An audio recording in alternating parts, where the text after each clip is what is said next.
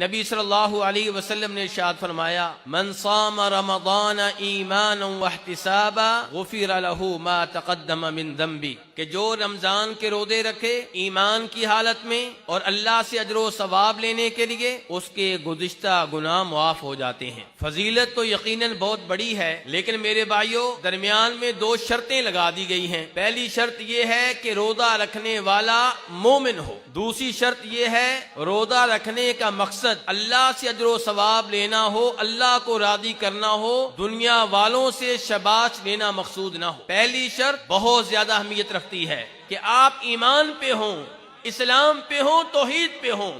اگر کوئی توحید پہ نہیں ہے، صحیح معنوں میں مومن نہیں ہے، وہ جتنی بھی نیکیاں کر لے اس کی نیکیوں کا کوئی فائدہ نہیں ہے۔ تو رمضان آنے والا ہے، میں اور آپ سب چاہتے ہیں کہ ثواب حاصل کریں، تو اس کے لیے اپنے ایمان کو پکا کرنا ہوگا۔ اگر ہماری توحید میں کوئی کمی ہے اس کمی کو دور کرنا ہوگا۔